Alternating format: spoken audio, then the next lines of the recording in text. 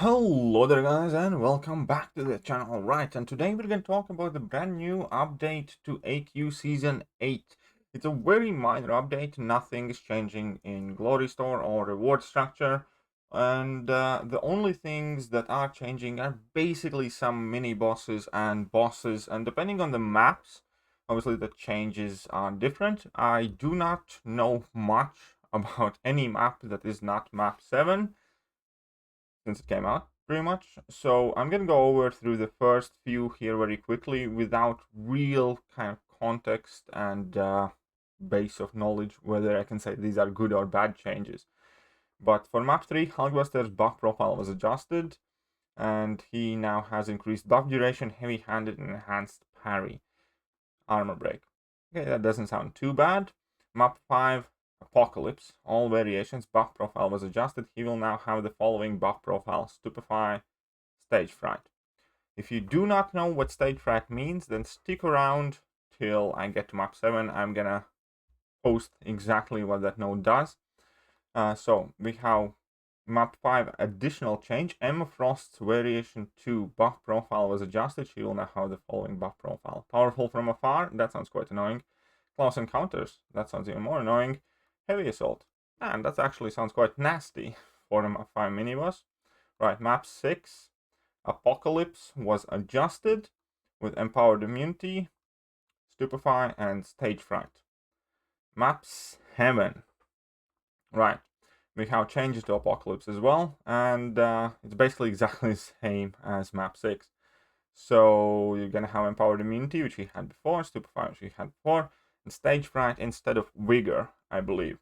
So if you do not know what Stage Fright does, then here we go. After the attacker uses a special attack, a 15-second timer is activated. If the attacker activates another special while this timer is active, they are inflicted with a degeneration debuff, dealing 50% of their current health direct damage over 4 seconds. So basically you can't special spam. And that's about it. Which is definitely better than having that Apocalypse heal huge chunks of life. So overall, I definitely do like this change, for sure.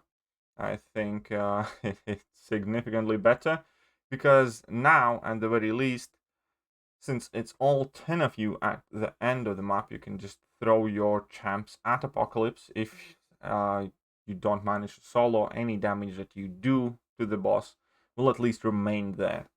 So yeah, overall, I do think this will make the final boss easier, especially if everybody in the team chips in. Now, obviously, it's possible to solo the Apocalypse if you are skilled and have great counters, but this way, at least it will be much more realistic for people to actually go in and chip away at the final boss. Right, now we have also changed to Magneto House of X, which was by far the trickier mini boss, I believe. Human Torch did fantastic for me, and Black Widow Clairvoyant quite well as well. But either way, let's take a look at what are the buffs going to be now. So Mighty Charge 1. And I believe Mighty Charge 1 is simply the one that makes him stun immune when he's dashing and purify the debuffs. That means that he no longer will go passively unstoppable, which is huge, which should be quite helpful. Make that fight easier. Now we still have Power Struggle, Power Snack, and True Strike. So at large, the fight is going to remain pretty much exactly the same, except it's going to be easier to find your openings. So overall, I also like this change. I think, well, at least as far as map 7 is concerned, because again, I do not have a valid perspective of how these fights were in map 6, 5, 3. But as far as map 7 is concerned, I do believe this makes it maybe not significantly, but easier nonetheless. So I do think that map 7, with this change, with this announcement, has now gotten easier.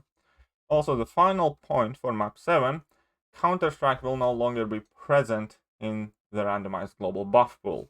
If you want to know which one was Counter-Strike, then using the Dexterity Mastery to dodge an attack grants the attacker a passive Fury Charge, increasing their attack rating by X per charge.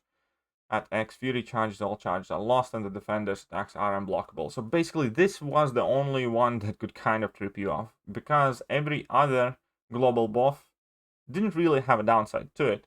This one did. When you dex too much, opponents were unblockable, and in many fights where you often have to bait out special attacks by the opponent, or whenever they actually just refuse to throw that special attack and you ended up baiting it for a while, they did go unblockable. So this buff will not really be missed.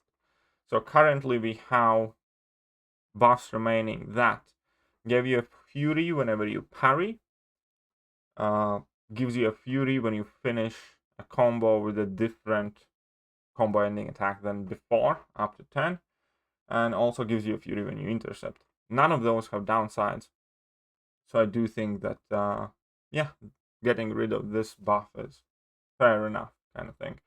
And ultimately that's about it. These changes will go live tomorrow as AQ will start, new week. We'll see which variation we're gonna get to deal with. But yeah, so a minor update. I think at large the goal here is to make the fights somewhat slightly easier, and hopefully this helps you to get ready, and hopefully at the very least, if there's nothing else you can take away from this video, is that what that stage fright node does. All that being said, once again, I do hope you guys have enjoyed today's video and find it helpful. If you did, a sub to the channel would be absolutely, I have a word, I have the best word, tremendous, right? And yeah, that is it, and I'm gonna catch you guys soon. See ya.